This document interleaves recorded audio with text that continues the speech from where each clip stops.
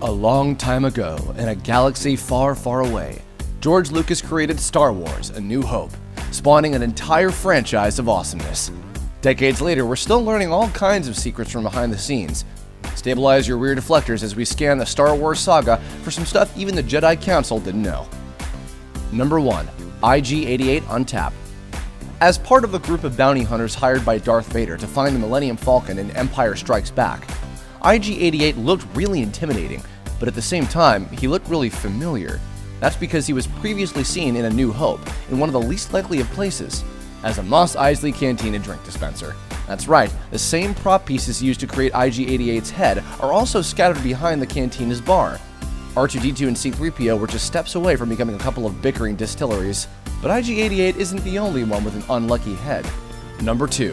Jango hits his head. We've all seen the Star Wars blooper of the stormtrooper accidentally walking into a door in A New Hope. George Lucas even went back to add a sound effect to the mishap during the DVD re-release of the original trilogy. But did you know that Lucas paid homage to this blooper in Attack of the Clones? After the fight between Jango Fett and Obi-Wan Kenobi, the bounty hunter can be seen fleeing to the Slave One as a young Boba Fett is firing up its engines. During Jango's hasty retreat, you can see the ship's door clipping his helmet as he passes, accompanied by an appropriate sound effect. Some argue that Jango didn't actually hit his head during this blink and you'll miss it moment, but we'd imagine that Lucas would have closed the door normally if he meant otherwise. Now we know where that stormtrooper inherited his clumsiness. It's certainly not the worst thing that happened to Jango's head, though. Number 3. Marvel gives Star Wars a hand. Phase 2 of the Marvel Cinematic Universe is filled with tributes to The Empire Strikes Back.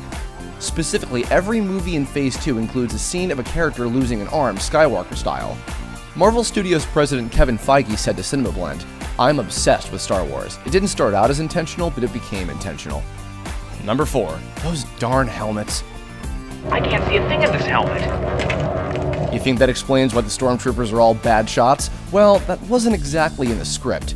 In this scene, Mark Hamill was complaining to Harrison Ford after he thought the cameras had stopped rolling. Surprisingly, Lucas decided to keep the line in the movie.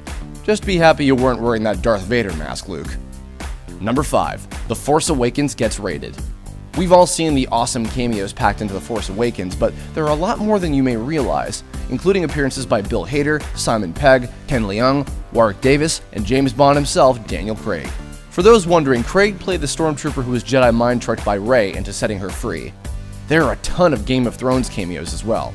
We all know Brienne of Tarth actress Gwendolyn Christie plays Captain Phasma, but there are plenty of other cameos brought in from the Seven Kingdoms.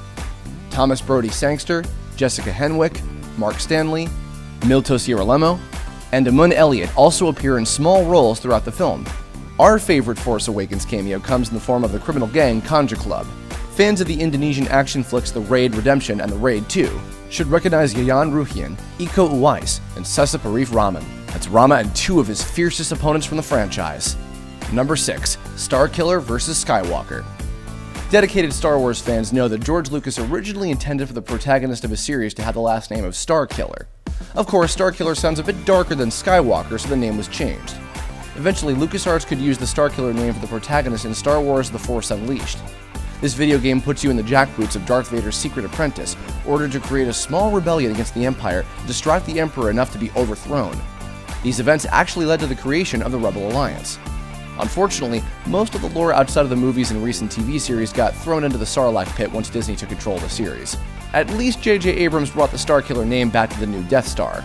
We know it's technically not a Death Star, but actually a mobile ice planet superweapon.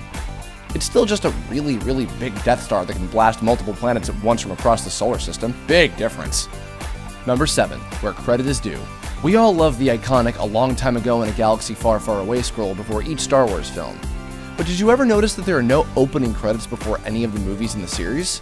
The Directors Guild of America slapped George Lucas with a hefty $250,000 fine for not properly crediting the director before the film, even though he wasn't the first person to do this. As a result, Lucas severed ties with the guild like it was a Skywalker's arm.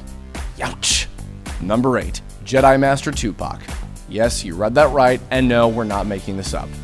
Rolling Stone reports the late great Tupac Shakur auditioned to star as Mace Windu in The Phantom Menace.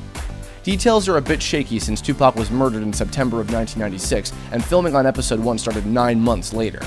Nevertheless, just imagine if Thug Life himself was cast as Mace Windu.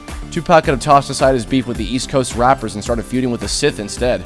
While some diehard rap fans believe Tupac may still be alive and in hiding, there's no way that Mace Windu survived that brutal electrocution and defenestration. And finally, number 9, the rasp of Leia. Did you ever watch The Return of the Jedi and wonder why this voice sounds familiar? Surprisingly, that voice was done by the late actress Pat Welsh. While her list of film credits is short, you might recognize her for one other prominent role, E.T. the Extraterrestrial.